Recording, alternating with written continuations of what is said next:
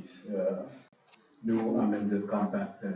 Are these applicable to us only as residents in the United States, or will they be applied to us here within the free FSM? No, if you're in the U.S. Okay.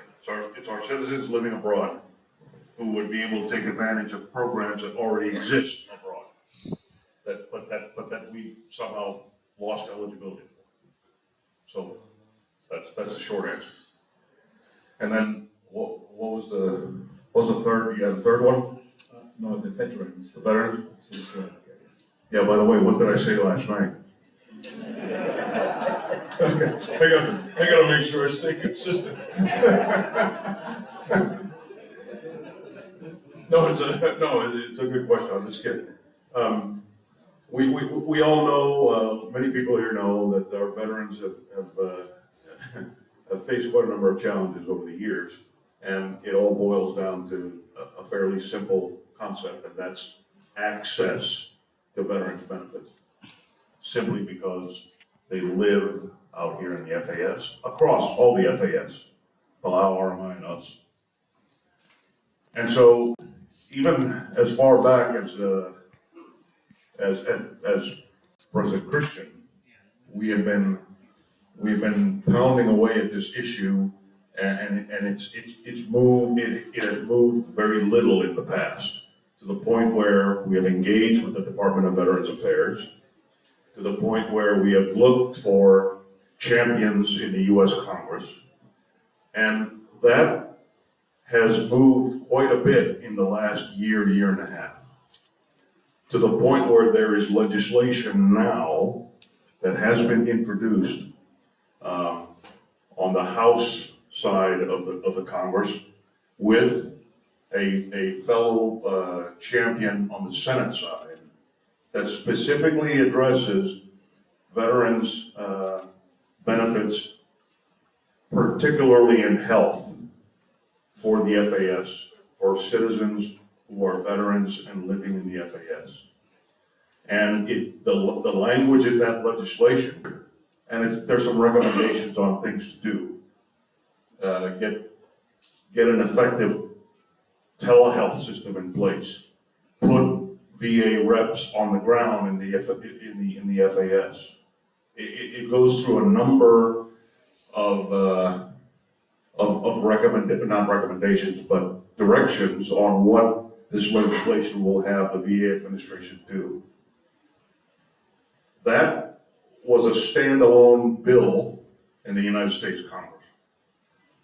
What our partners in the United States have done with the endorsement of the Congress is they've taken language out of that bill and inserted it into the compact implementing legislation to make it part of the compact package.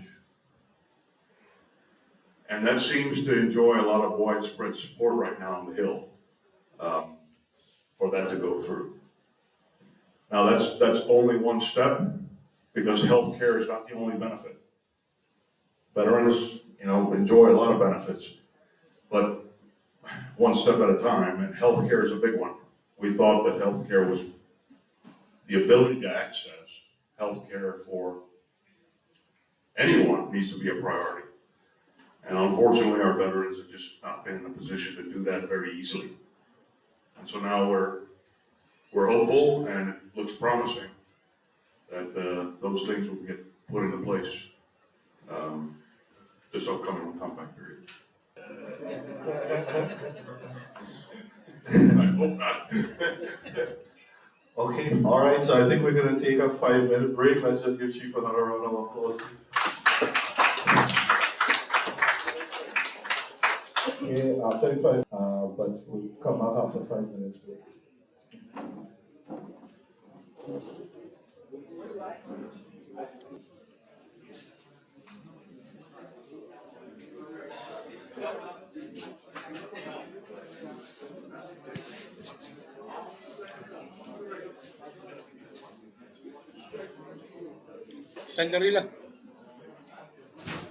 Senderila, esto es Sender.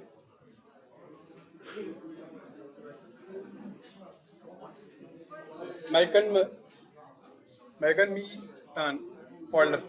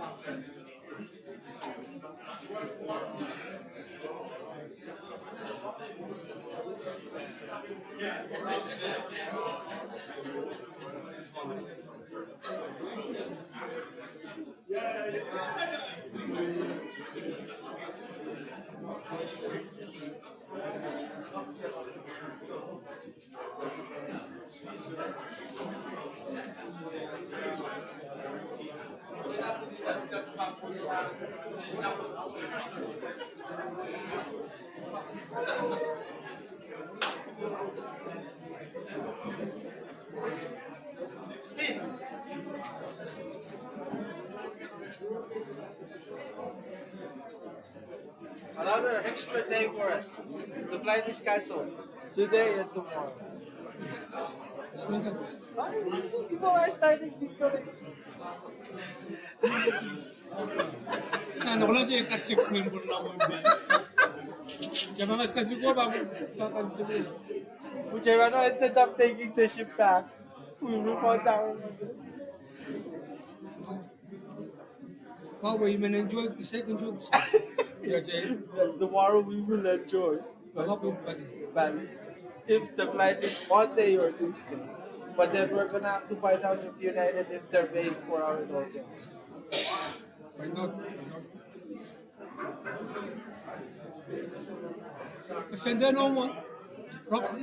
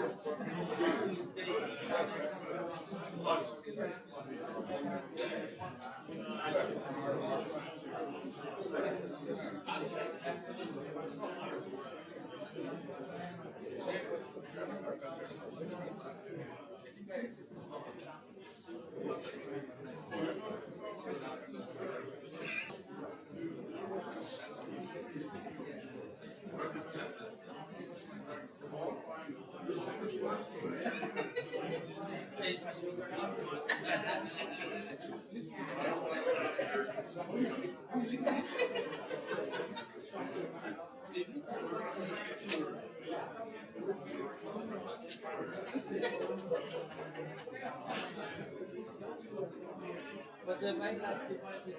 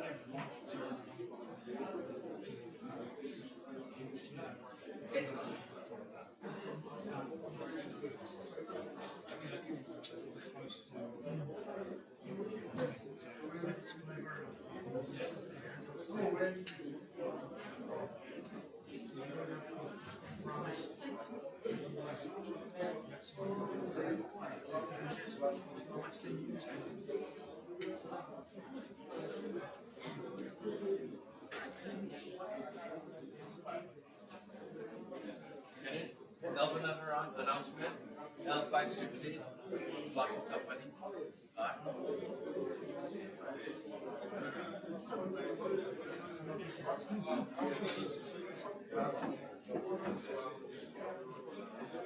I'm telling my wife to slide into the cancel. Don't tell her. What's the link number?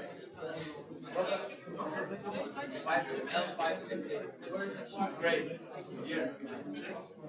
Ladies and gentlemen, we have another car over here plugging on. Could you please move your car? It's another one. I know for sure. It's a gray van. L568. L568. Outside.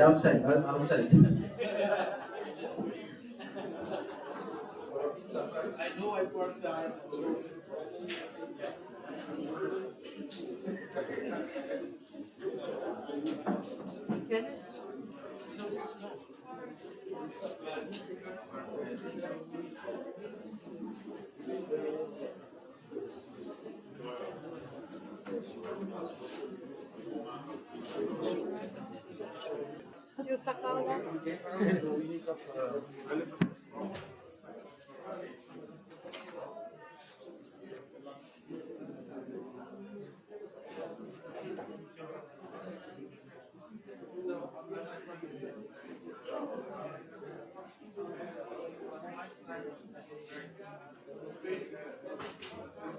So flight for you guys canceled today and tomorrow. Did you guys order Sakal?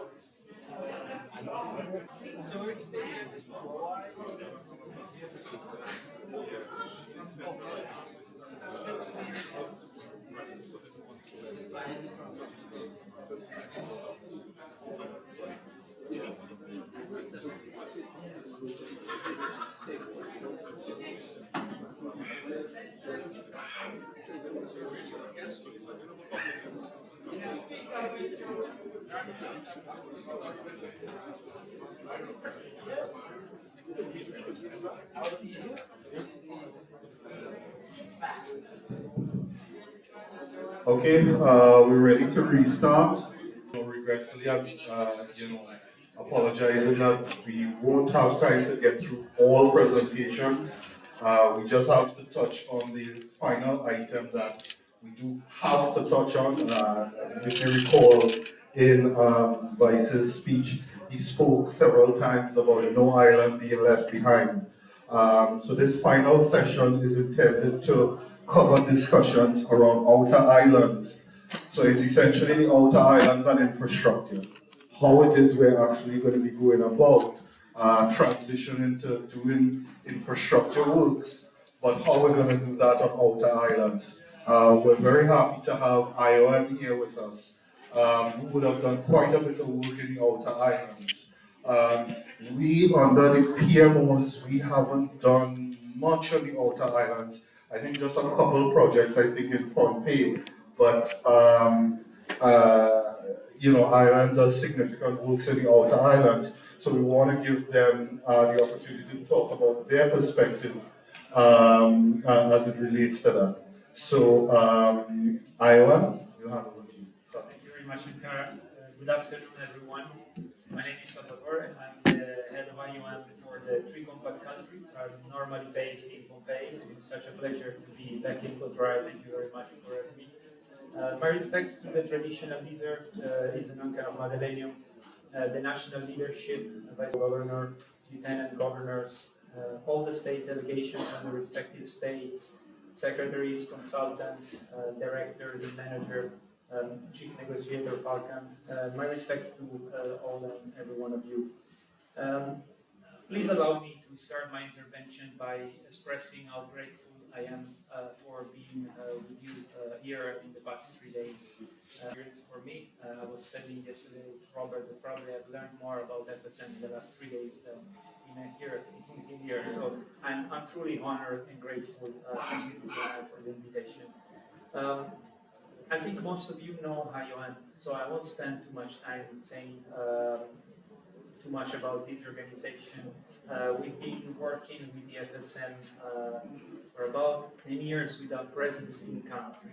So at some point in time, I believe we worked with most of you, and it's been such a tremendous partnership specifically for states to provide support after natural disaster in terms of response, but also in terms of reconstruction and quite much also about preparedness. And it focuses on one of its core principles to support the member states in addressing adverse drivers of migration.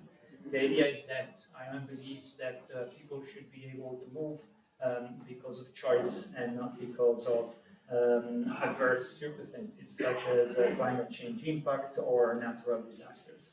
And so that's what we've been trying to assist the government of FSM at the national, state, and community level since our establishment in the country. But we also, and I'd like to take just a minute to spend a few words about this, believe that migration still remain a very important dynamic for the development of the country. So I heard a lot of concerns about migration being a cause of brain drain, but we believe that if properly managed, migration can become actually a very strong engine for development. And that means accounting for human mobility within your planning. And I think that's what I heard. I was very pleased to hear this several times during the discussion in these days. That means looking at what is the dynamics of human mobility from the outer island to main islands when we look at infrastructure plan, or how can infrastructure be supportive of digitalization of remittances. There is a tremendous impact that remittances have in the impact of the country, and several other topics. I understand there is no a dedicated migration policy for the country, and IOM has allocated from its internal fund, probably the only one, some resources to support the government and FSM in these endeavors. So we look forward to work on that with you as well. But going back to the main topic that we being asked to present, the major reconstruction program that we are currently undertaking concerns the Typhoon Boutique reconstruction. And I want to just right away address the issue of why are we discussing still about something that was occurred in 2019. The reason is pretty much after the 1 year and a half to be completed. And several things occurred during that initial period. One of them was that the national government construction needs by themselves. So as per compact, joint damage assessment was deployed, and eventually FEMA allocated some resources. And that's when IOM came in with an award sometime at the beginning of 2020 to work on the reconstruction. And that's pretty much when COVID hit and the borders were closed. So we were able to negotiate with the US government for a reallocation of some resources because they opened. As you know, the borders in Chuk were opened a little bit later, and also the outer islands were involved in vaccination. So we can say that pretty much we started toward October our full scale operations, namely in the North Blocks.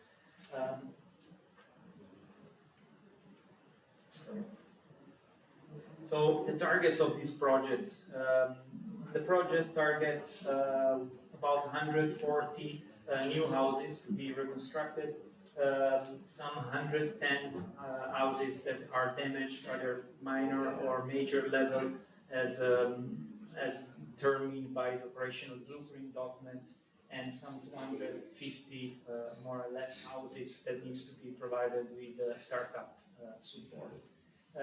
And also public infrastructure, which is probably the most relevant element for this discussion today.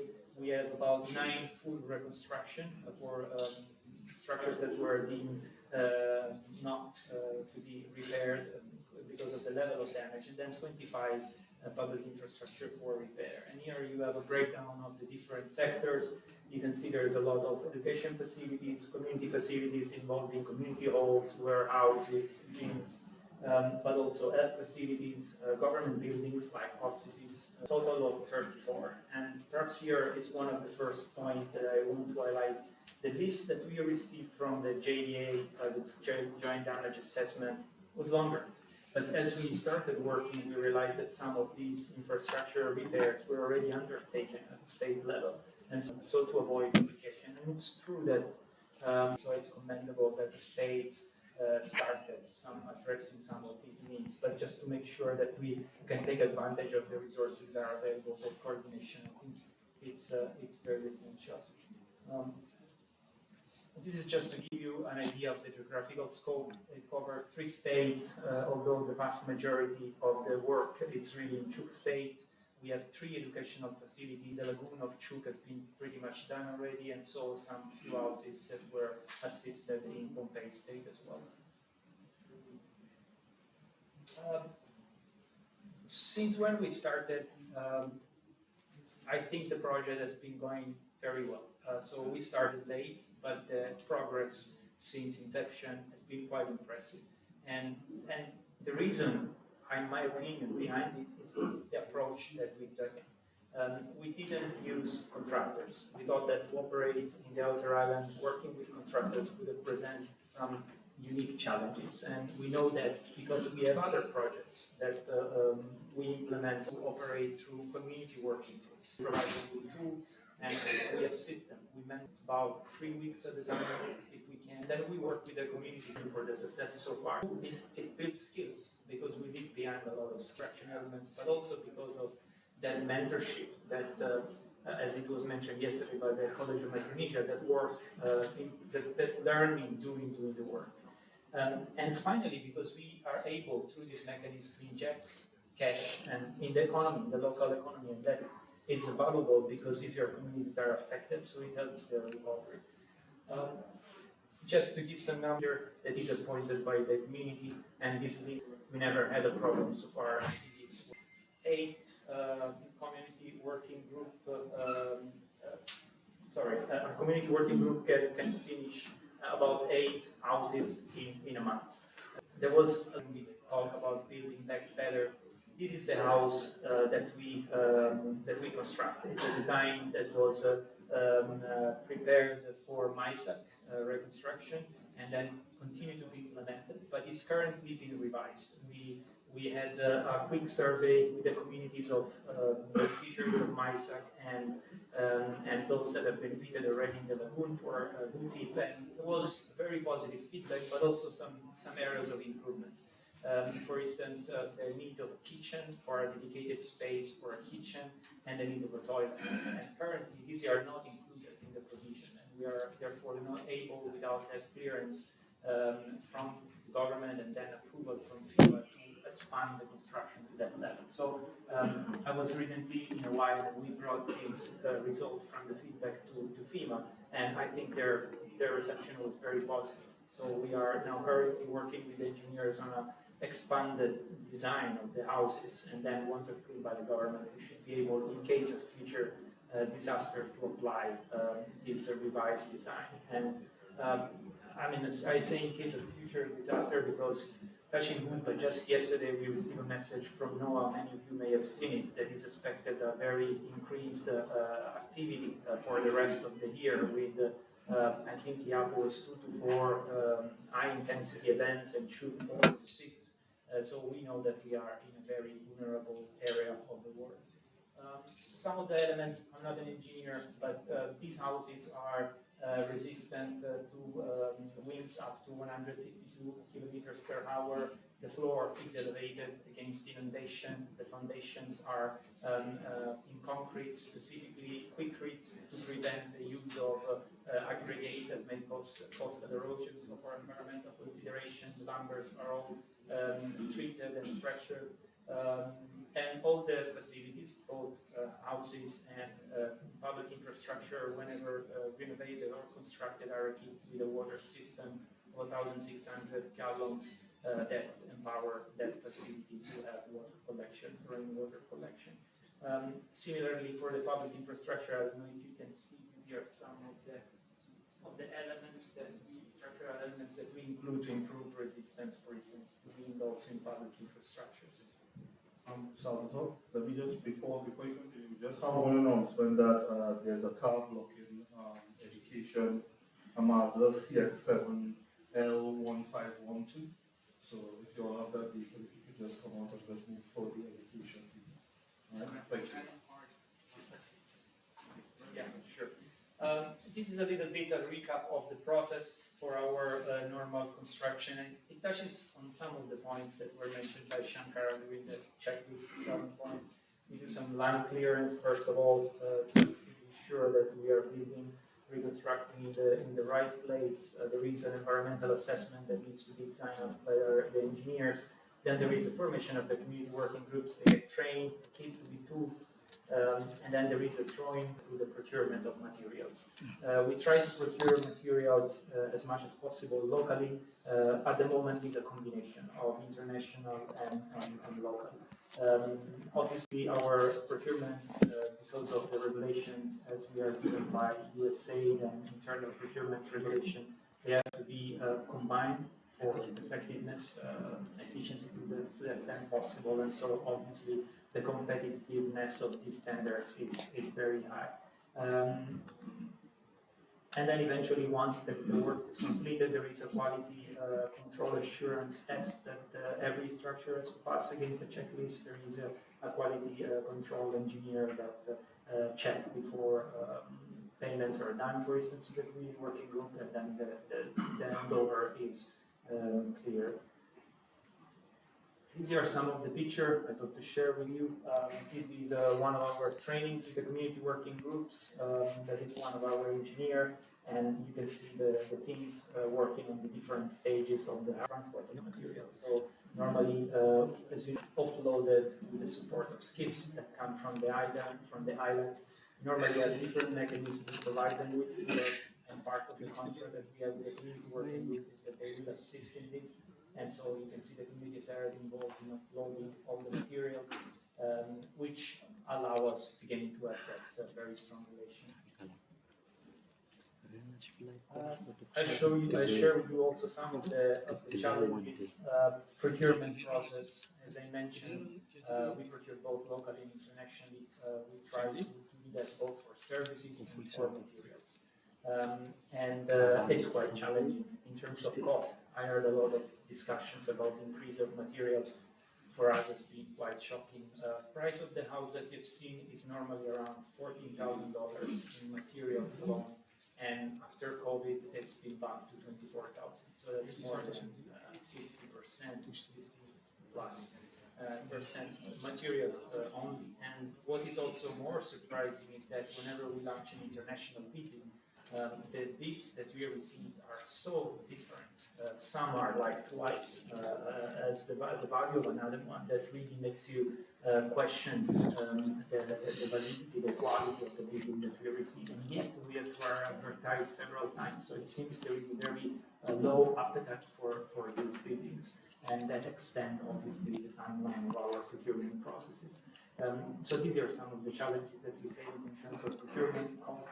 Logistics, obviously operating in the outer islands, it's, as you know, quite a challenge in terms of reaching. So we rely on transportation from vessels. We try to secure some of these services locally. We work with Vital, we work with several other local vessel transportation providers. We also have vessels that come from abroad. It's very expensive to bring vessels from abroad. The mobilization costs are quite prohibitive, but allow us to have a dedicated vessel for the entire operation, which is, I think, is one of the key of our successful progress so far. To have that ability to transport, having the boat on standby for us all the time. They take a big chunk of our cost every time.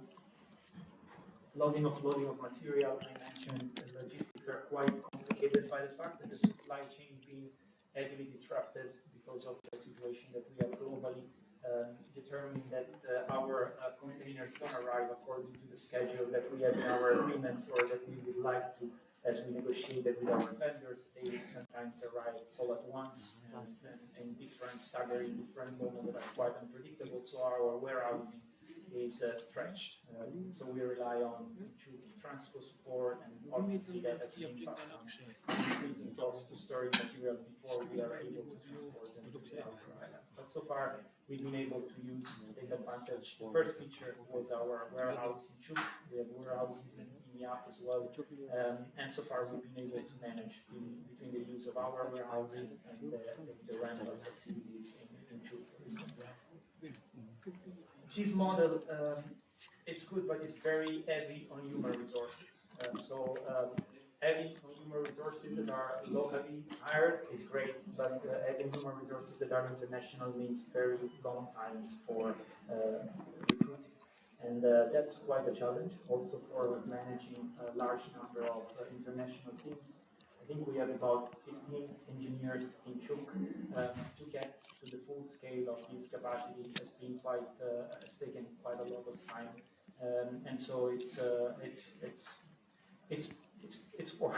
It's work consuming, I would say. It's one of the challenges that we face. And generally, I think it calls for the point down that is, I really would love to have the possibility to take advantage of this full capacity. And so we approach normally different donors and tell them we have now at this point in time this capacity.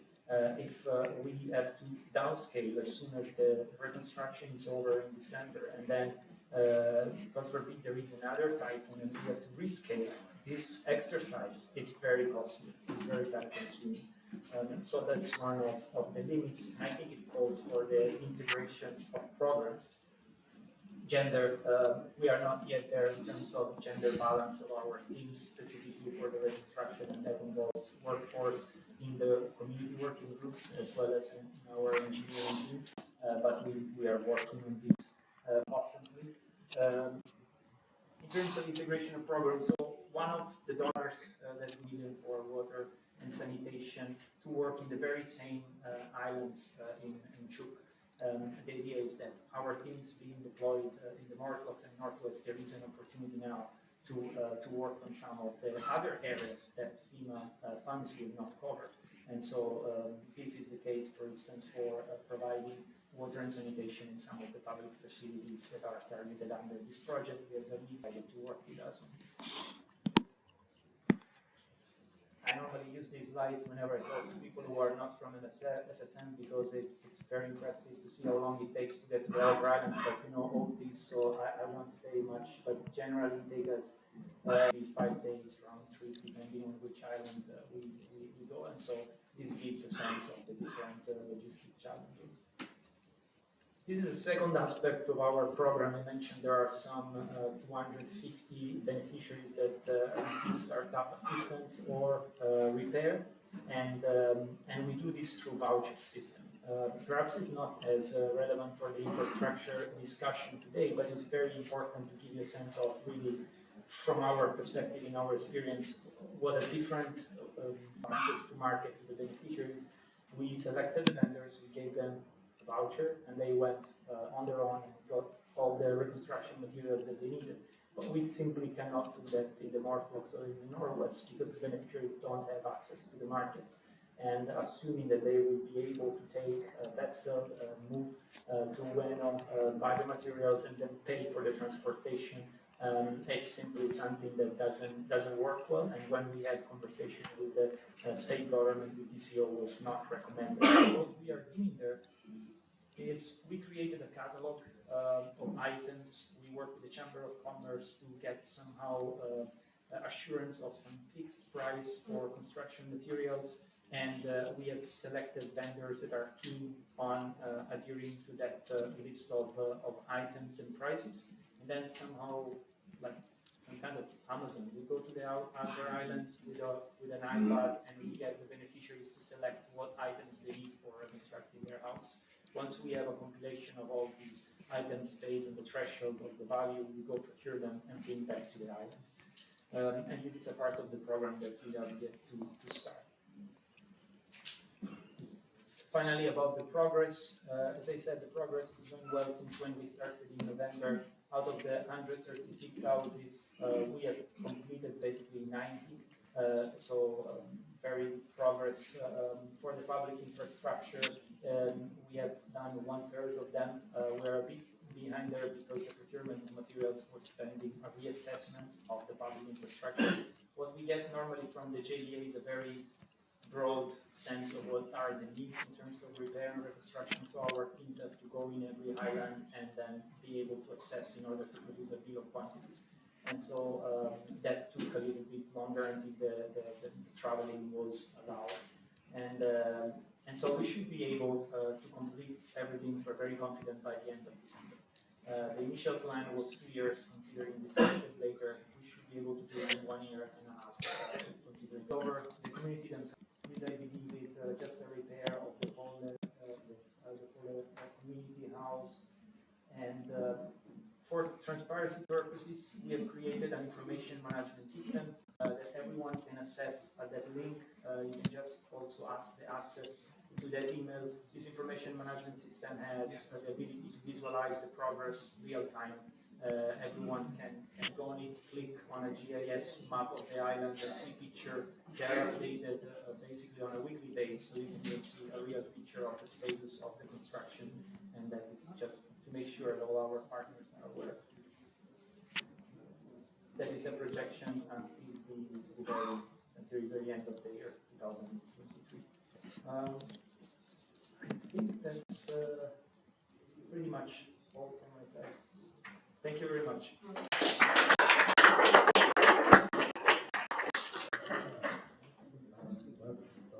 Fantastic presentation. Maybe I want to back from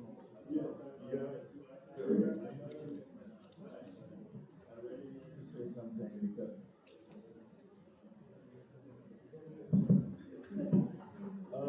thank you very much for that presentation. And I really want to come, not just the experiences that you have, but also you have capacity in place that I think we would certainly want to explore. As I mentioned to you last night when we spoke briefly, we do have the experience of entering into agreements with UN agencies. We did that on the Gerald's project with respect to UNOX, in which we entered into an agreement with them to provide medical supplies and equipment during COVID and so on. So we know that that is a modality that we can also pursue. We know that we can bid like a contractor, that we know as a UN agency, but they are accept that kind of agreement for you to utilize, as you were giving the presentation, because I thought of Madam Chief of Staff and Liz Alvin, the Chuk PMO office, because clearly, as we confront the challenges of delivering our program of construction of the facilities and schools and so on in the outer islands, we're going to have to look at all the capacity that we have in place in order to make sure that we utilize that capacity. We essentially build on what you're doing. As we said, you have barges and so on to move materials, and we know it's a tough, the logistics are not straightforward, that we appreciate. We know that some contractors are completely intimidated about the prospect of having to do any kind of construction in those remote locations where it takes 4 right, to delivering our these remote locations, in particular where we know that the contractors are well, speaking of Chuck, and also Yap, we may have a similar situation. So definitely this is very excellent for us, very encouraging, and it gives us an option that we will certainly be exploring in collaboration with you. So thank you very much. Thank you.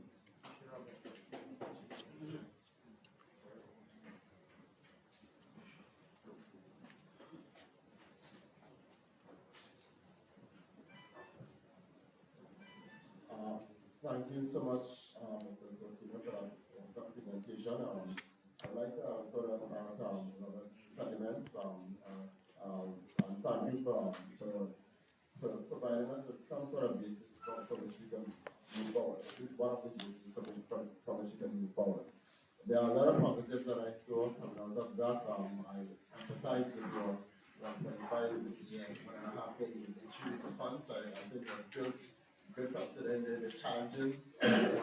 Just pick up there and come back and go on that round trip and the like. I like the idea of the remote attachment and the solar power, aspect of it so. So there are a lot of positive things that came out of this, and I certainly, definitely appreciate the challenges largely of offloading the tools and getting it there. Now, one of the things that I look at Secretary Apis now, right? One of the things that we build on is ensuring that the outer islands maintain or get the type of resiliency that is necessary to basically just keep the population there. Right? The population, and this is something that Secretary Apis talks about a lot. The populations in the outer islands are essential to maintaining the territorial integrity of the U.S., the FSM. Right? And with as time goes along, young people are going to, as you say, migrate to the bigger islands, migrate to points down and so on. But that infrastructure, if there's one piece of infrastructure that those outer islands need, it's just those sort of things that are necessary to get construction materials in, to get, the type of cargo that's needed and so on. Really basic infrastructure that's really needed. I noted also that you mentioned that the public buildings, there was the ties between the roofing and the beams around, right? Hurricane so would be true that increases the safety, security, and so on for everybody concerned. The elevating levels and so on, that's a positive to mitigate against storm surge. But moving forward, what we can do here is lean on the information that the database that's already being developed by Beckham. And I would hope that I'm pretty certain that right now they haven't heard some of the main items. But it's going to be more necessary and more critical to get it for the outer islands. When we should determine things like potential storm surges, right? So we can know what elevation we really need for those special housings. The Panhandle of Florida, when there's so many that have done in the past few years, but there were two in particular where you saw that distinct difference between damage by houses that were not elevated above potential storm surge levels and the ones that were decimated. Right? The winds didn't do the damage, but the water basically did it. So those are some of the considerations that we have with you guys, in the future on these sort of issues. You already, as Robert mentioned, you already have some sort of infrastructure in place, right? To get that out there, and that experience would speak volumes for the type of things you can do in the future. Thank you. Thank you, Jerry. Any other questions?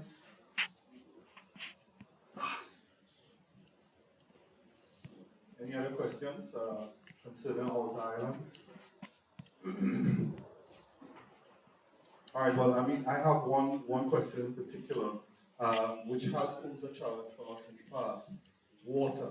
I mean, to construct out there, you need water to get the cement, to make the cement and so on.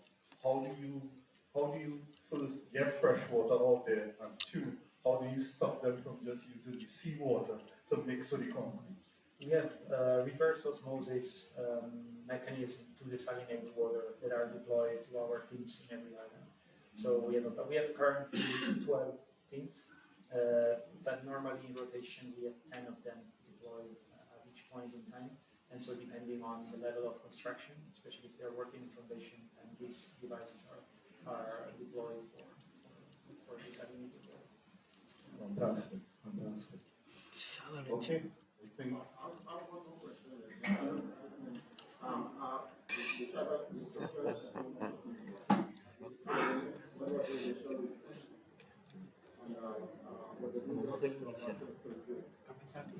So the entire program starts with this joint damage assessment that is conducted by the US government and FSM government.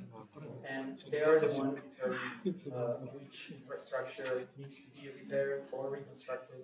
I think there is this document that serves as a kind of an annex, or I'm not sure exactly, but of the compact. It's called the Operation Blueprint, and it details exactly the level of assistance that FEMA will provide and channel through the USAID agency. Normally, the type of assessment that we receive has already been conducted by this JDA team, the Joint Damage Assessment. And I must say, sometimes it's not entirely accurate, but there is flexibility. So, for instance, when I was mentioning we were a bit late in the procurement of material for public infrastructure, is because our engineers do have to go into every island and actually verify that the type of damage required was accurately estimated. In this specific case, there was also this 2 years time because of COVID that required further assessment. But because in any case the assessment is a kind of a quick exercise, we are then eventually able to reallocate resources internally depending on the actual findings on the ground. So we produce these technical drawings, and then they are shared with the technical engineer from USAID. Once they are clear, then we share with the state authorities so that they know exactly what type of infrastructure, rehabilitation or construction we are going to do. I'm more influenced because analysis, like what was the initial course of failure, but I guess it was more or less an assessment of damage that they were doing. Yes. Okay, all right, thanks, Sophie. Thank you very much. Thank you.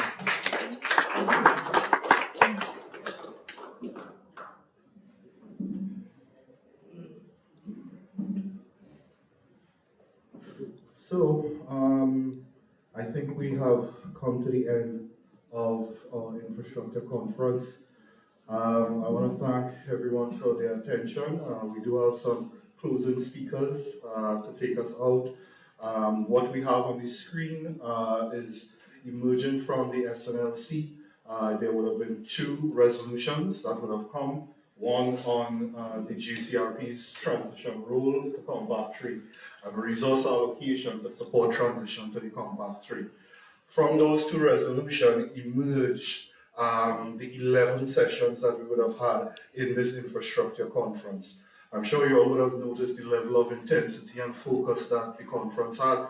That was not by guess, that was intent, because we knew that the work is going to fall upon us in order to make this transition as smooth as possible. So the conference provided the perfect avenue to facilitate, the panel discussion on health and education. We still had to do the gender session, the environmental and social safeguards. We also had, I think, 2 more presentations from Jared and from Trevor. So we weren't able to finish everything, but I think we were able to cross at least 80-85%, so people got the sense and the feel for it. So just to take us out, I want to invite Secretary Apis just to give some closing observations.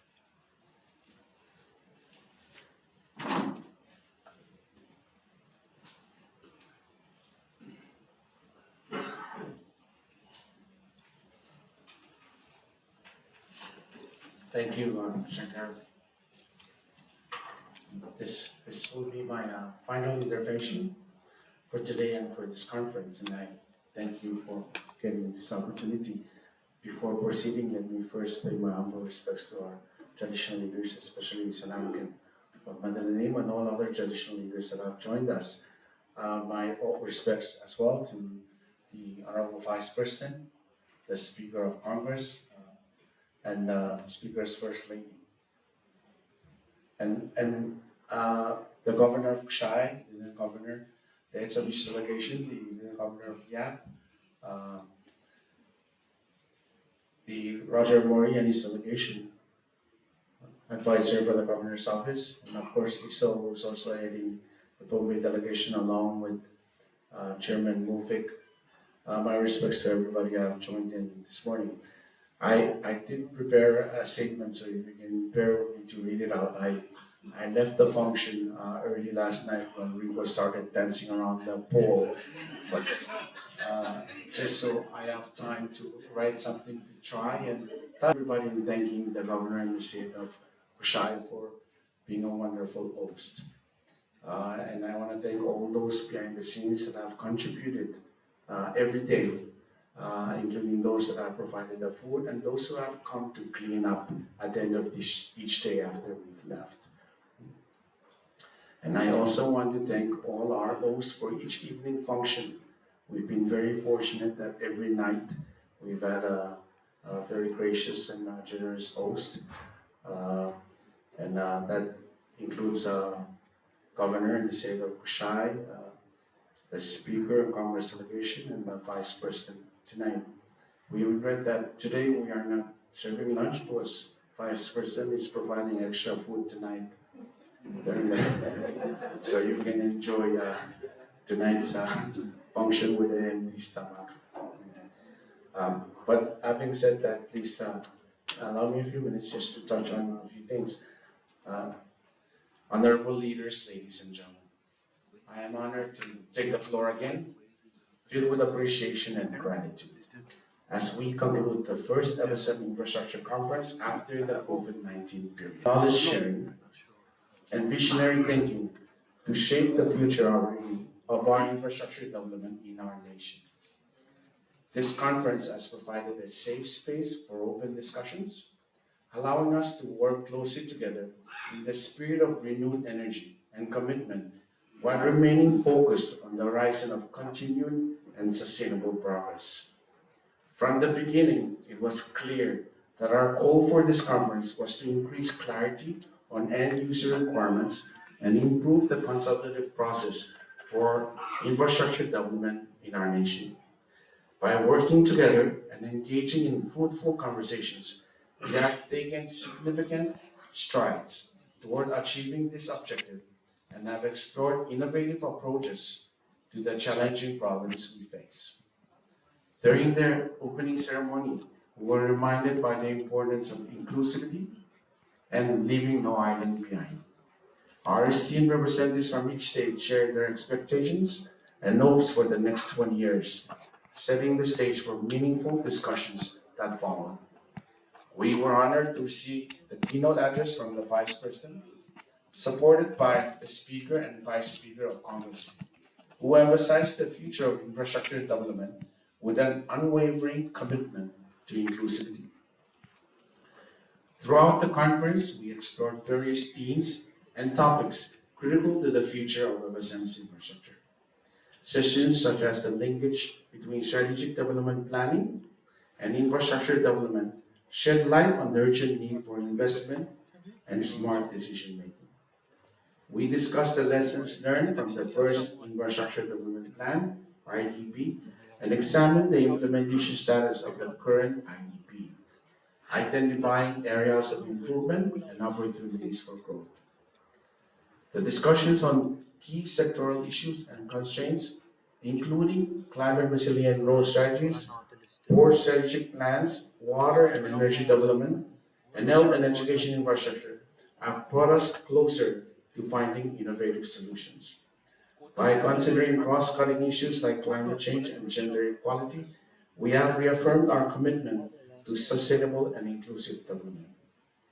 We wanted to dedicate valuable time to address the special problems of infrastructure development on the other islands, recognizing the unique challenges they face and exploring ways to ensure their integration into our broader infrastructure plans. The discussions on preparing for Compact 3 and strengthening the infrastructure project implementation committees, HIPICs, and project management offices have laid the foundation for future success. As we conclude this conference, I would like to express my sincere gratitude to all participants for your active engagement, insightful contributions, and unwavering commitment to the development of our nation's infrastructure. I extend my appreciation to the Governor of Kosrae for hosting us, and to colleagues from the national government for their meticulous planning and support throughout the conference. To the representatives from each state, your presence and contributions have been invaluable. Your feedback, priorities, and aspirations have laid the groundwork for our future infrastructure development plans. Together, we will work tirelessly to transform these aspirations into reality. Before we conclude, I would like to reiterate the importance of the consultative process in our infrastructure development journey. Your feedback, ideas, and suggestions have provided us with a wealth of knowledge and insights that will guide our collective decisions in the days to come. Let us continue to foster an environment of collaboration and open dialogue as we move forward. In closing, I am filled with optimism and confidence as I witness the collective commitment and passion in this room. The FSM Infrastructure Conference has served as a catalyst for change, a platform for progress, and a testament to our unwavering dedication to the development of our beloved nation. I leave you with the words of our Kosrae State Lieutenant Governor earlier. Together, let us embark on this journey towards a future of sustainable, inclusive, and resilient infrastructure in the Federal States of our nation. Thank you, and may we continue.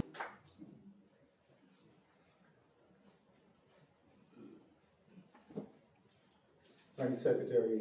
The next stage of the closing, we want to invite closing remarks from the different states. Just so if you could come up and just give your closing impressions. So maybe we could start with Chuk, Mr. Mori. If you come and just give your closing remarks.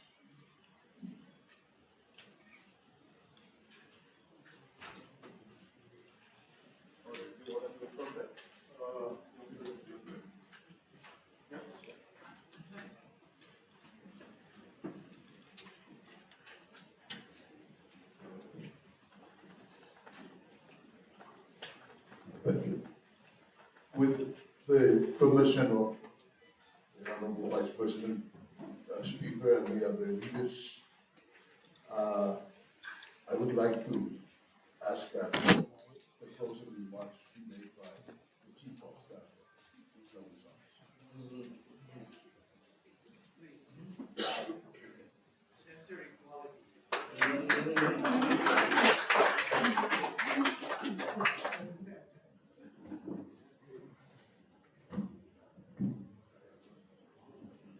Governor Balik and Lieutenant Governor Nena, the state of Kosrae, the Honorable Lieutenant Governor Itimay, Isonan Ken Matananim, Senator Mofik, all acting secretaries, distinguished guests, and all who may have, all partners and colleagues, Tirol and Ranani. Well, there is much to say for these closing remarks. I wish to take this time to once again, on behalf of our trip delegation, extend our appreciation and gratitude to all the presenters for their informative presentations that have made this week a fruitful one. We certainly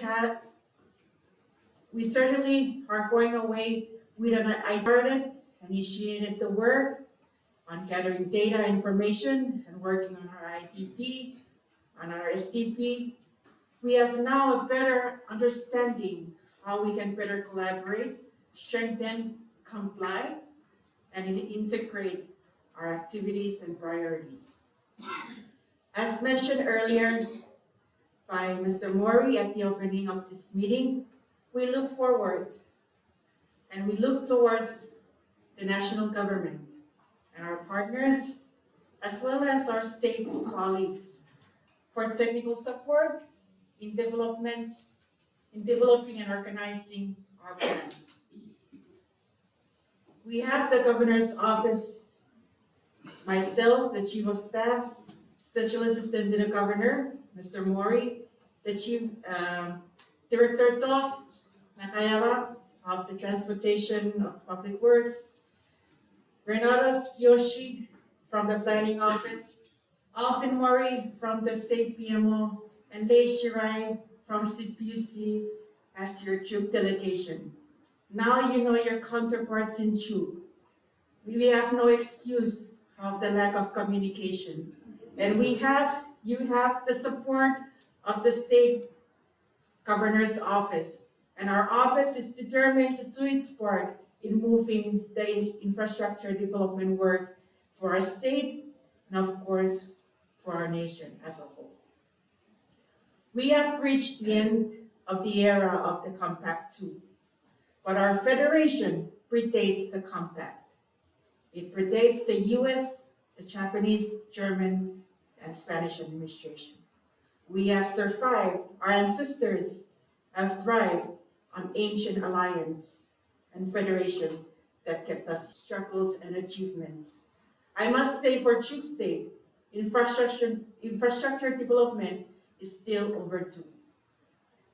As a state, we no longer wish to be left behind in terms of our infrastructure development. We want our municipalities to catch up with you all.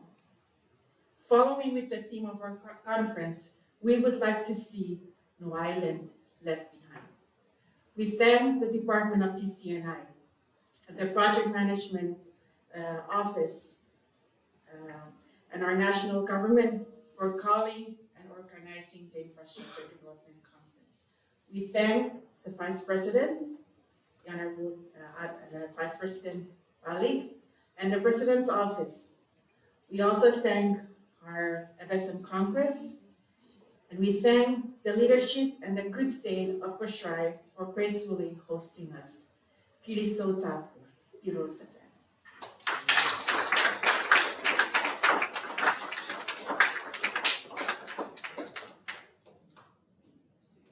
Thank you. Thank you, Chief. Okay, if we could get closing remarks from Yap State.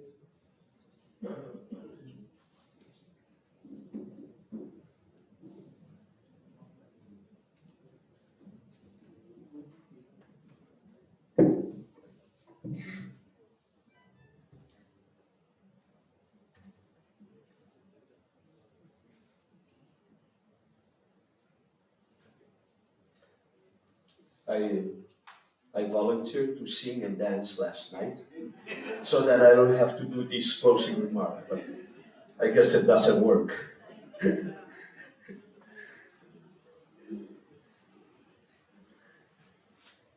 Honorable Vice President, the Honorable Speaker and Vice Speaker of the FSM Congress, Secretary Apis, the consultant, I'm still campaigning for your nomination and confirmation. Delegates from Yap, the island of Stone Money. And before I proceed on with my closing remark, let me first take this opportunity to once again convey my special and my personal congratulations to you, Vice President, and all your staff from the Capitol that are here with us, and key staff.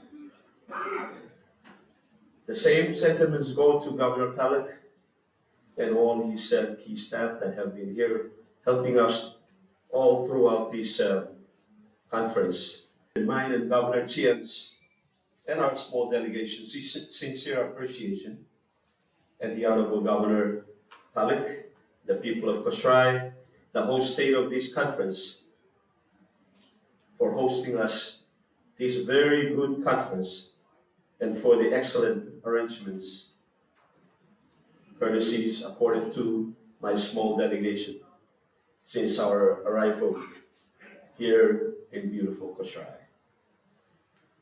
I would also like to take this opportunity to announce my solemn and humble respect to the Kosrae traditional leaders and the whole leadership.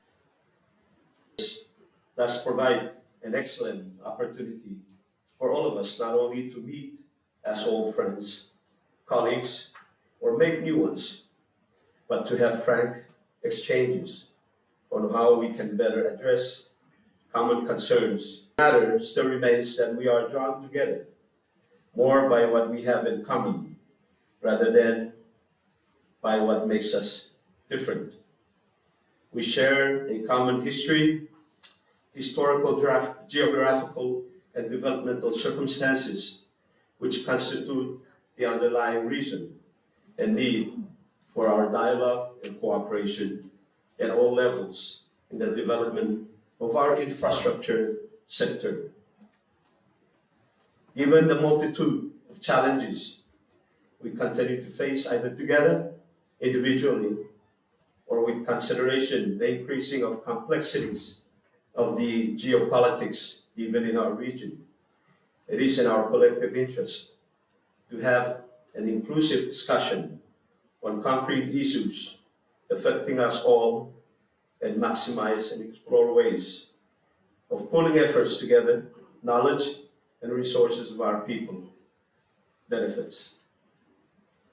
After all, it is a given that we are likely to achieve much success on issues of common interest by working closely as one, and naturally, this approach would only strengthen our Micronesian spirit of partnership.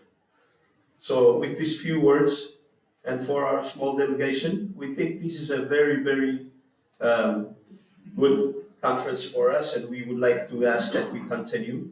Maybe this is the beginning, and we continue in the next few years, because a lot of the states still need the national government help in moving our infrastructure forward. Your state of the art looks forward to working with all of you and your able staff under the guise of our Federated States of Micronesian spirit of friendship, cooperation, and understanding on the outcome of this conference that has always been the hallmark of our federation. So with these few words, I thank you all again. I wish you all safe flight whenever the back to your home destinations. If we will have a rescue flight tomorrow, or the next day, or in the next 3 days. Because if there is no rescue flight, then the Holy App delegation is stuck here. We will miss our flight in Tuyat. So with these few words, I thank you all. I thank you for all the hospitality that you have given my small delegation. And again, I will sing tonight to volunteer to sing and dance. Just find me a dancing partner. Thank you.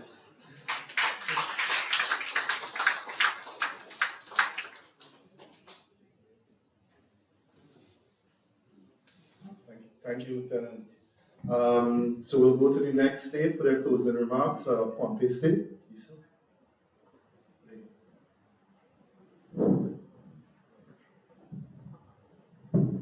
Vice President, Governor, Speaker, the Lieutenant, wife of Speaker, FSM Congress, heads of delegation officer, Senator Mufti, Speaker of the legislature is not here with us, but my respect to him also, and each and every one of us. Pompey is not well to prepare to give farewell closing remarks. Just one word to be extended to both at the national and the state of Kosrae. On behalf of our small delegation, we like to express our lieutenant and the people of Kosrae for your warm welcome and hospitality. The beers are gone. The sakao is gone. Even the foods are gone. What we experience from the people of Kosrae, especially leaders, is something that we will never forget, both in our minds and heart. We want to thank you, and I thank you very much. And for the national government, for the same token, we thank to President and Vice President. This is a fair and productive one to tackle those things that we've been discussing all week. Special recognition and many thanks to our people to be here today. We want to thank you also for the hard work that they did. And we told them to love one another. This is our command from one day to national government and the state. Let us love one another and keep the spirit of unity. We need the help of our infrastructure maintenance plan to be completed as soon as possible. So in this, I ask Robert, the President, with your permission, that we will need assistance from here. And we are ready to tackle on our IMF project for the new era, new campaign. This year, most of our IMFs are on the road. New campaign. We will go back and work with our leaders to prioritize our needs, and we'll be able to come back to Vice President and the PMU for full implementation. Having said that, we wish you all a safe trip. And today's good thing that the flight has been delayed or what was, we don't want to leave this island. Thank you all.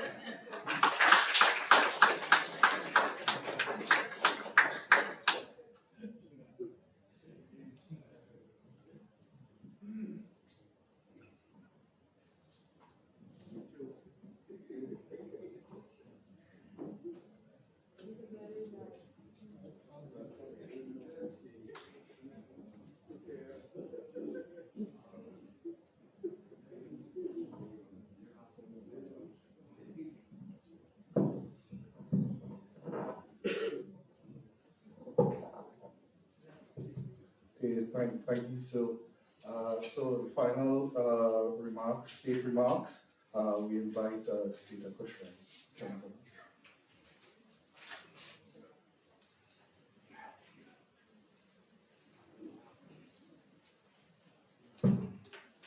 Lord God, Marzabed, and by the spouse of the remarks that long of the best. First off, I would like to, on behalf of Governor Sigra and the entire leadership of the city of Kosrae, to once again express our utmost appreciation for the national government for selecting Kosrae for this very important exercise. So before I further on, I would like to pay my respect to Vice President Balik, our traditional leader from Bombay, Speaker Moses and wife, Governor Balik, Vice Speaker Ramalu, and the head of delegations, starting from the West, Lieutenant Governor Francis Itimay and your delegation, Mr. Roger Mori and the delegation from Chuk, Honorable Mr. Atal, also the delegation of Madlanim and the delegation from Bombay. Would also like to pay very special recognition to Secretary Apis and the team from the DCNI, National DCNI, for the work that has been coordinated and facilitated as we are ending now. And all the consultants from the national government were also here, and the national and state corporations, the core, people, KUA, BUC, and our international partners are also here. All those that are here, you are all distinguished guests to us for Kosrae. During the opening, I told you about a story that I heard, not a story, an experience that I heard when to the airport with the two young port officers. I am sure by now you would have already heard some mumbling or some complaints by our visitors about what you see here. Those are the anecdotal observations that you probably have gone through driving around the island. Even with your logistics arrangement, I'm sure you have issues and problems. So we truly apologize for all those because if you don't come here, we will not be hearing these things from you. So we take this as a positive way for the city of Kosrae to continue to work toward improving all this. So the last couple of days, actually 2.5 days of talking about infrastructure needs for the entire FSM. I'm sure everyone will be in agreement with me in saying that we have been infrastructurized. That means we are now aware of the infrastructure needs of the state, entire FSM states and the national government. We have been working hard over the past compact periods, and now we are listening and have been hearing about the new requirements of the amended compact moving forward. That is probably the reason why we're here, to start knowing what are required, what are the timelines that are required.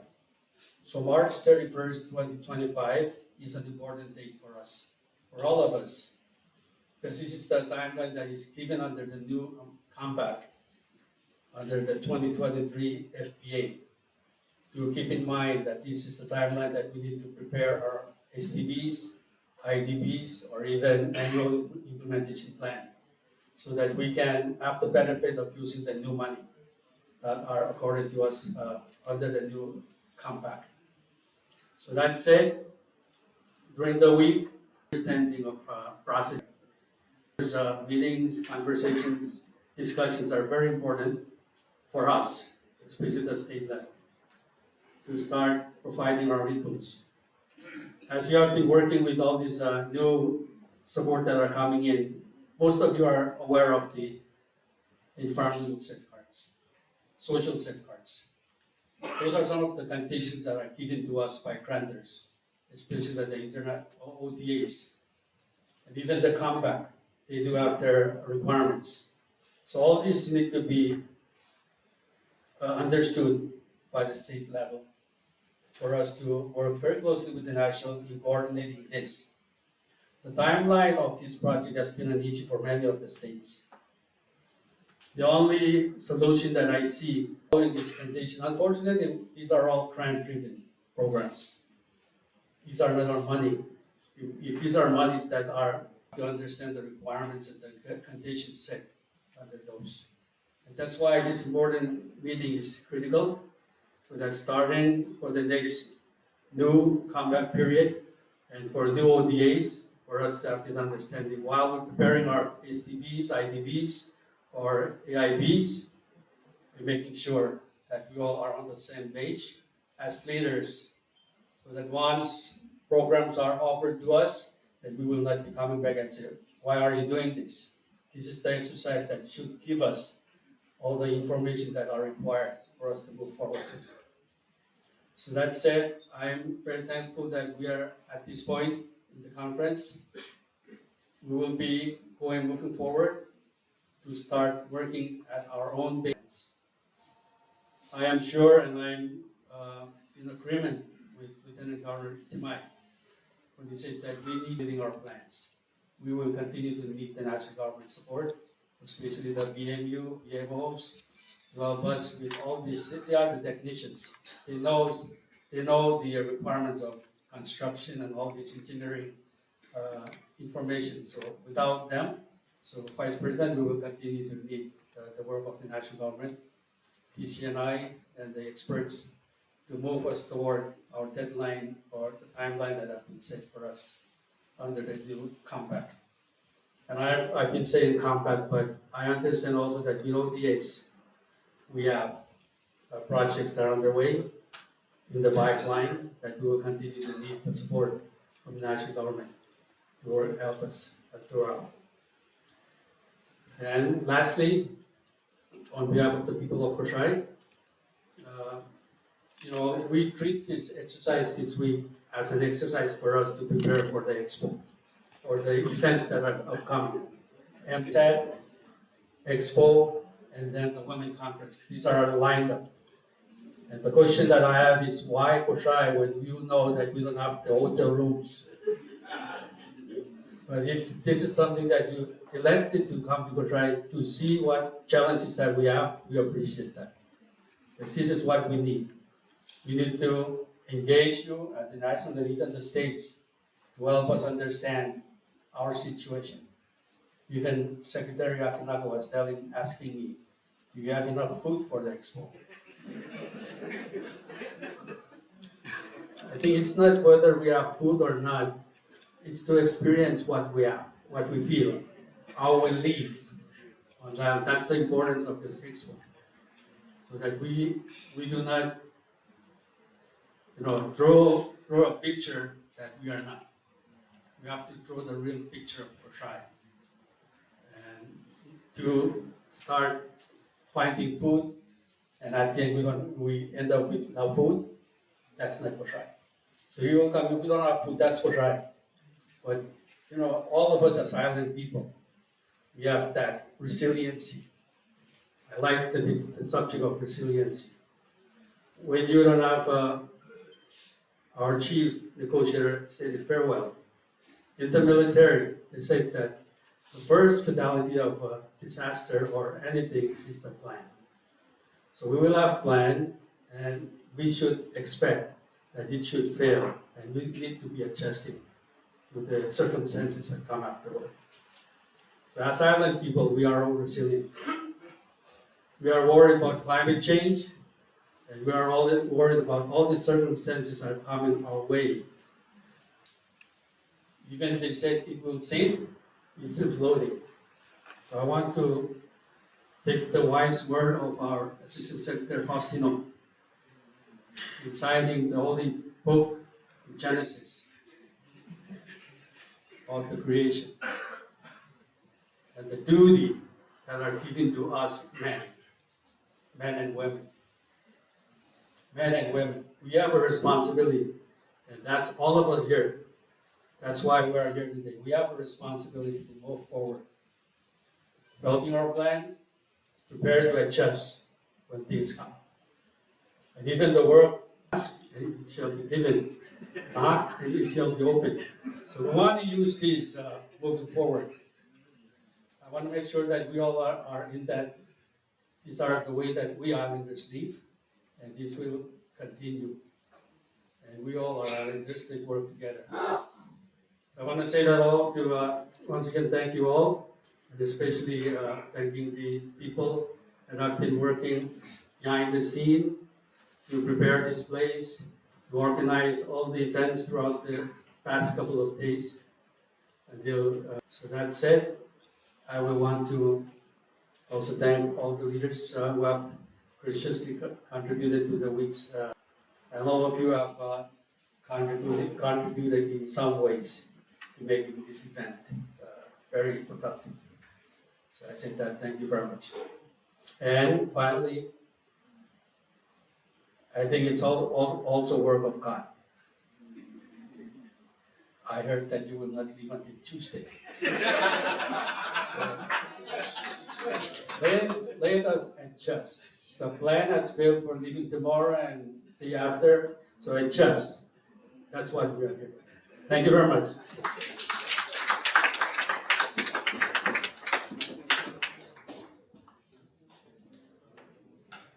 Thank you, Governor.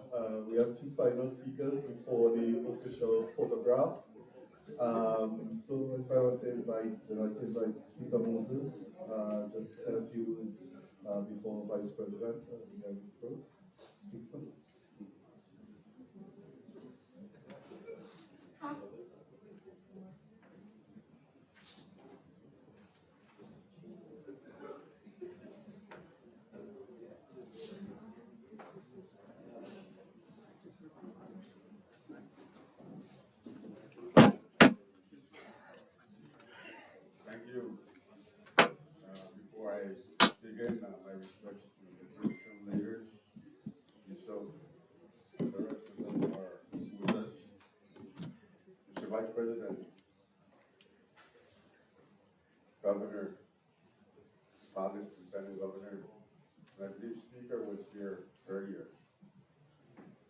members of the legislative branch from all states who are here, and everybody who gathered here for this specific conference. I am truly encouraged by the dialogue that was held. A lot of good questions were asked, and hopefully most of it was answered. But I take away from this that we are here because we are going to enter a new phase. And along our work in accordance with whatever legislation is going to be put in place to accommodate it, it's going to be a scary thing when nothing's implemented and then it doubles, because it's a minimum of $30 million a year. And to think of 70 million we have to implement, it's going to become very overwhelming for us. And one of the things that Chief mentioned was that the money is going to be increased by about almost 50 million.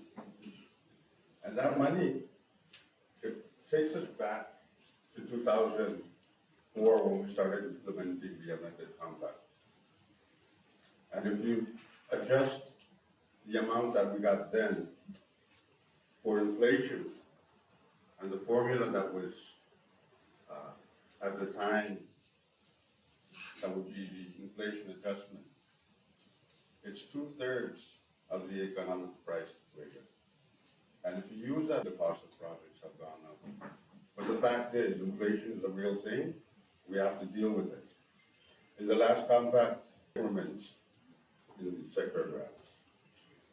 And so that canceled out the increase in the real value of the money that we were getting. But it introduced us to a compact trust fund, which Chief alluded to earlier. And those decrements slowly built the compact trust fund. The amount that was put into the compact trust fund and the projected amount that we will have as contributions into that compact trust fund would have been $517 million. And that was gradually put into the compact trust fund. It is right now around 1. So the expected return is going to be 2044. And I hope we can adjust, learn. We know what we're going to get in 40 years. But there's a clause in the current compact, if approved, ratified, is that 3 years before the end of the next compact that we will engage with the United States government again. That's enough on the compact, my understanding of the compact agreement. Then we come to the infrastructure development. We've been talking mainly on compact. But we have, and I'm really glad that the President and Vice President sent down the nominations, the first nominations for Congress to act on. And they are the United Nations Ambassador, the U.S. Ambassador, the Japan Ambassador, and the Chinese Ambassador. Because these are the countries that we collaborate with the most on our infrastructure projects. And I would like to encourage, especially here in Kosrae and in Chuk, to utilize the Chinese embassy we have here in the FSM. If you ever visit Homepage, there's a road that was constructed by the Chinese, and it's in Madeleine. It's a very nice road. When then President Christian came to Congress and asked that he was going to use about 40 million of the Chinese money that was granted to us, that he was going to use it for a road in Medellin, I immediately stood up and shook his hand, causing my good friend. I said, yes, but my younger brother owns the property at the end of the road. So it gets tricky with politicians because they have their own agenda.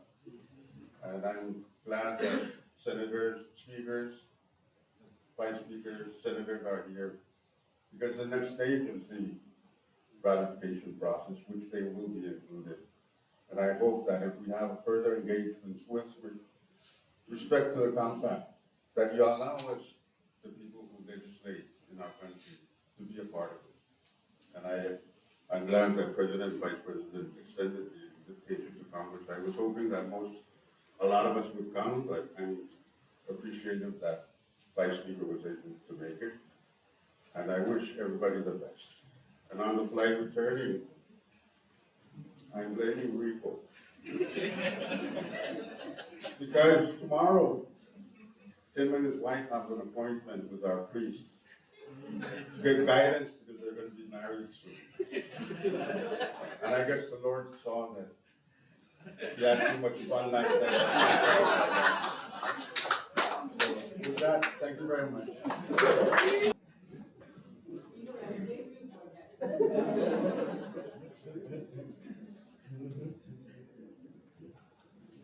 Thank you, good. So for the final speech of the closing ceremony, I want to ask my Honorable Vice President of the session.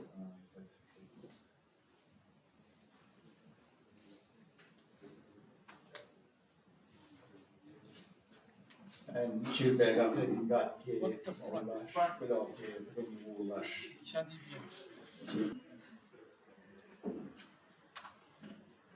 At the opening, I used my laptop. Today, I'm using my scribbled notes. And the message I'm trying to convey is that we should never forget the basic, in our lives on the island. Culture is important. There are things we don't want to change.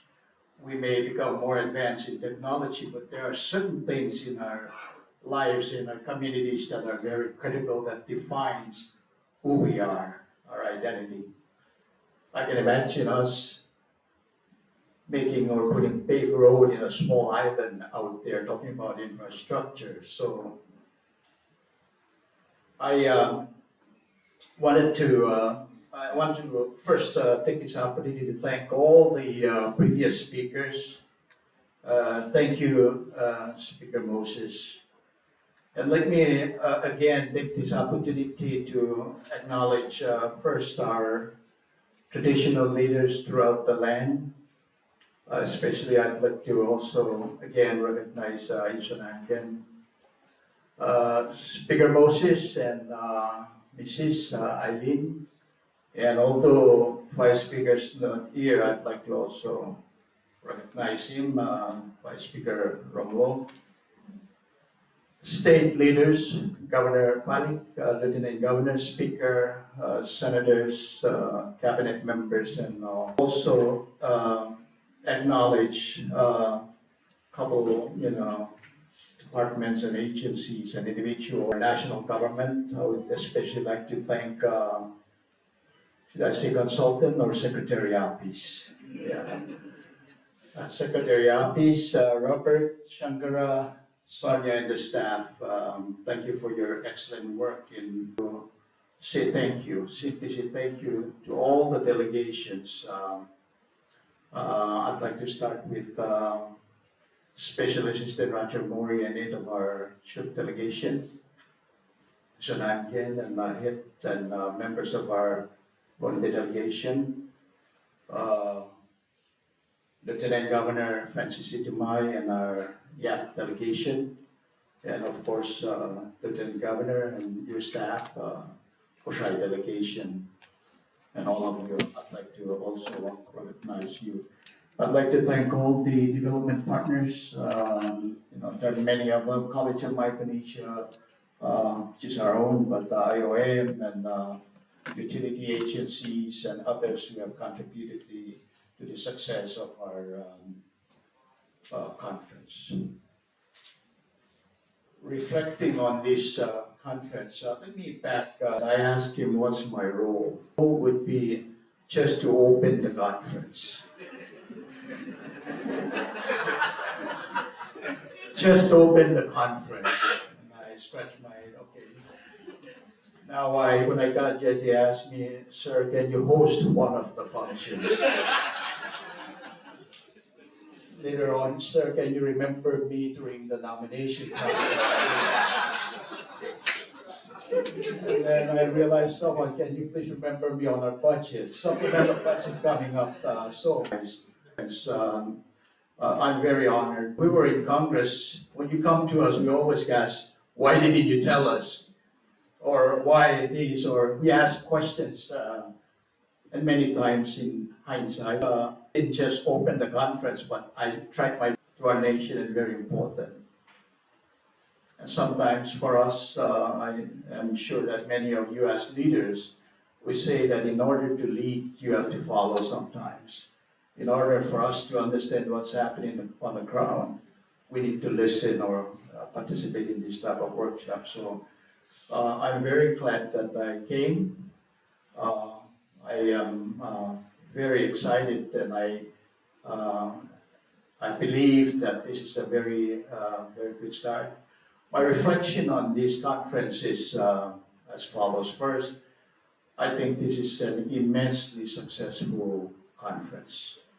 It's very, very productive. I have had the opportunity to listen, and a lot of these are very educational to me.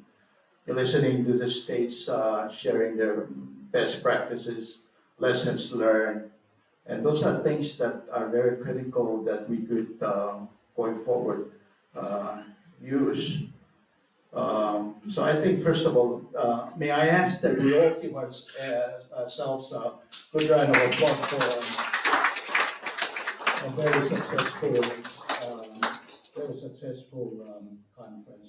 I thought that the dialogues and discussions were very robust, and that's my first takeaway. The second takeaway from this conference is that certainly the infrastructure grant alone will not be enough to meet our needs. Even on the, I could say the same to the entire sector grants, that they will not be enough to meet all our needs. So for me, discussions in this conference very critical, very important, that we have to work smart. We have to figure out ways to address those gaps, because we're not going to get all those fundings. It also means that we have to look at other sources such as overseas development assistance. This year, we've really done very well as a nation to expand, increase our ODA assistance. And I take this opportunity once again to thank all our development partners and our allies, especially U.S. government, Republic of China, Australia, and we will balance the infrastructures. I also wish to share that we're looking at other avenues of assistance, and let me flag one, for example, and that's Title III under compact. The Title III Security and Defense provision. In committee, every year we review law enforcement, training, capacity building, IUU, and some of the fundings that are made available under the U.S. government, under the U.S. National Defense Authorization Act, includes projects that would also enhance our infrastructure in the nation. And I could flag, for example, commercial use, but there are other provisions, and I think we need to give checks under Title III, Title III Security and Defense provision. And many of you participated in our last discussion. Special Assistant Mori was there in Guam at our last discussion. So the U.S. government is trying to also expand assistance under that program.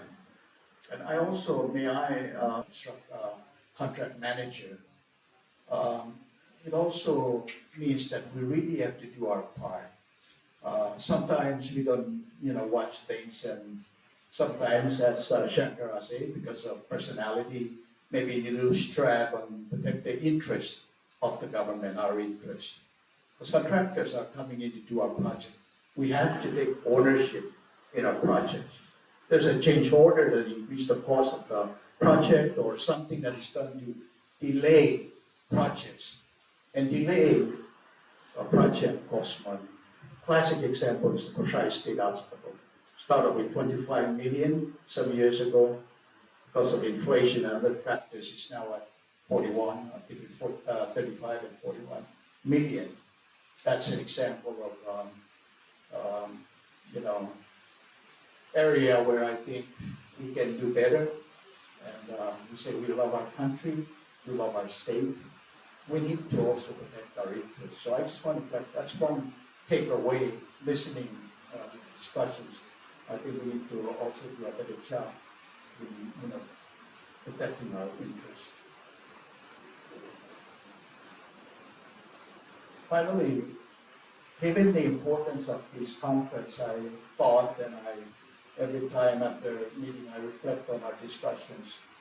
And given the importance of this workshop, I thought that perhaps we should think about possibly creating a state national infrastructure planning committee for coordination, because I heard discussion.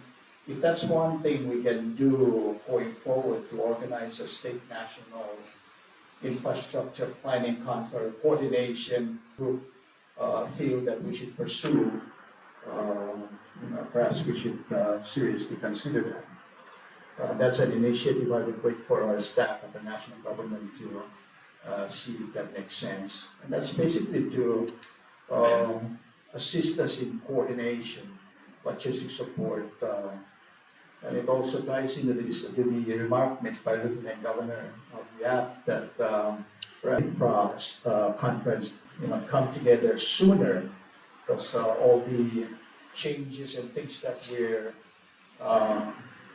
expecting, including the election in July, on the fate of those resolutions. That's one of those resolutions on revenue sharing. If it passed it goes through. How does that affect the nation and the state in terms of financial capacity? And we have to take that into account. So I think that's another takeaway I would encourage that we think through it. If it's you see it's important for us to organize a group, given the importance of infrastructure, I would strongly recommend that. Finally, I again want to share and join all the previous speakers to thank all of you. Thank all of you for your contribution.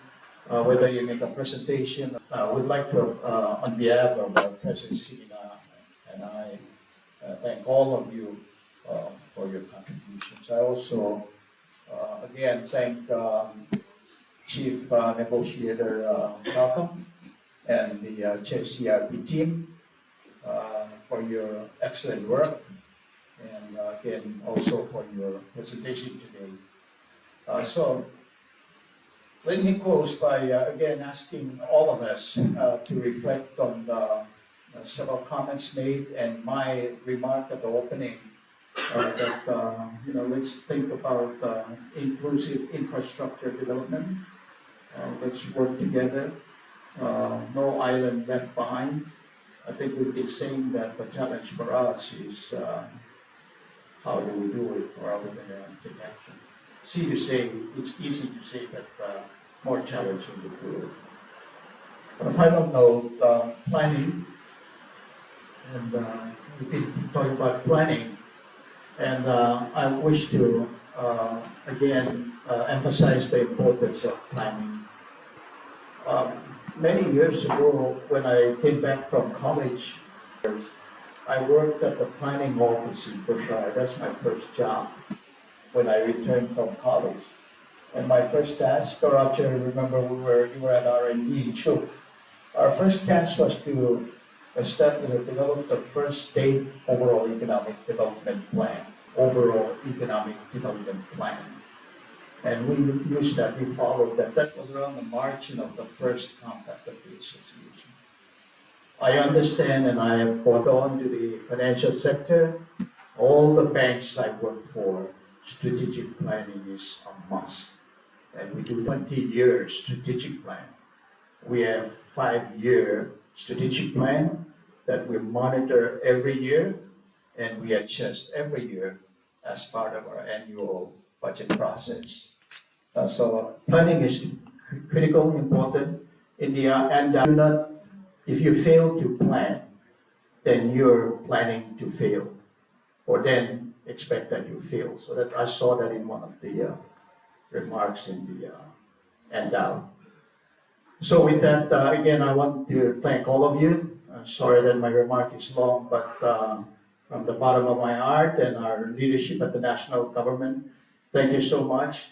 And I want to close by, I usually copy Governor Palik's popular saying. I really like this saying or proverb, African proverb that I think is very fitting also for our conference. And it says that if you want to travel far, if you want to travel fast, you travel alone. But if you want to travel far, you travel together. Did I say that right, Governor? You want to travel fast, you travel alone. But if you want to travel far, you travel together.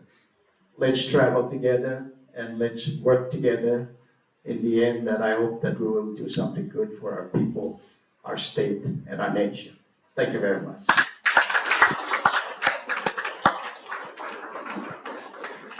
We are.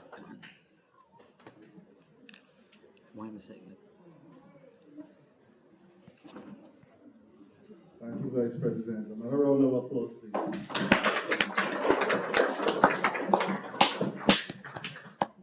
Okay, so I think that essentially concludes the conference.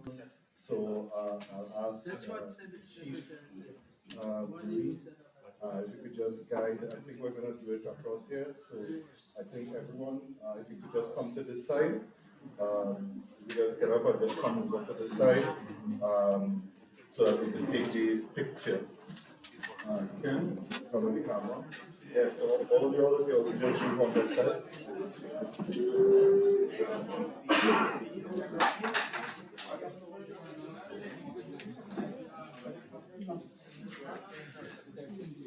And the dinner tonight is at 6:30 at the Kosrae gym.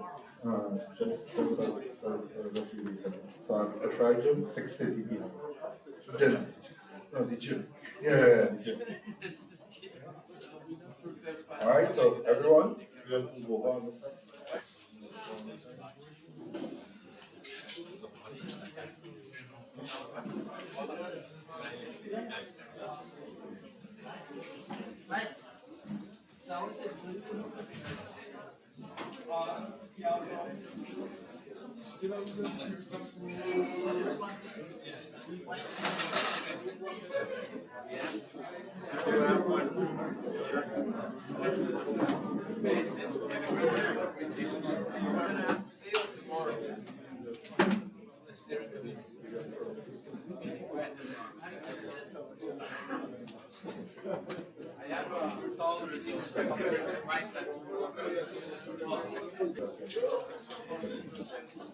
Sure, you'd like to come. Yeah, just come up on it. And then you'll sit in front of you.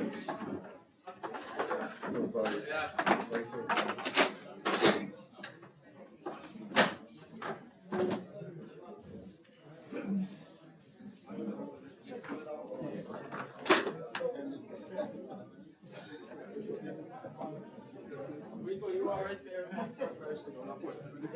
Jonah, he's John. The reason why we brought it to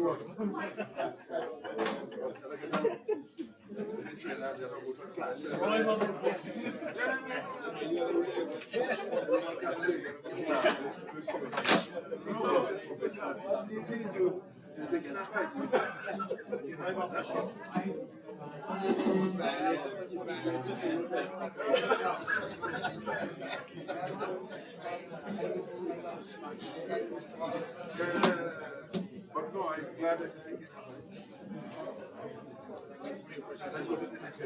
So take care. Good morning. Good morning.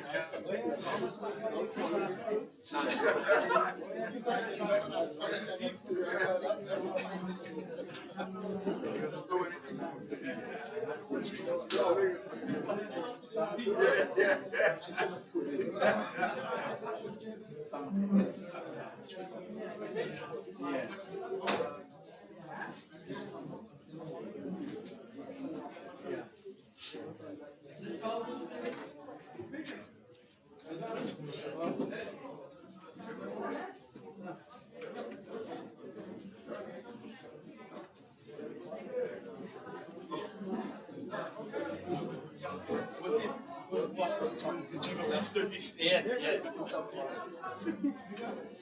Coming here. Okay, let's go check some front.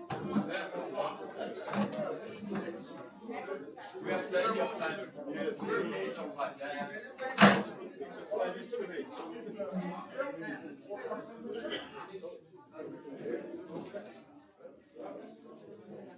So what's your guys' plan?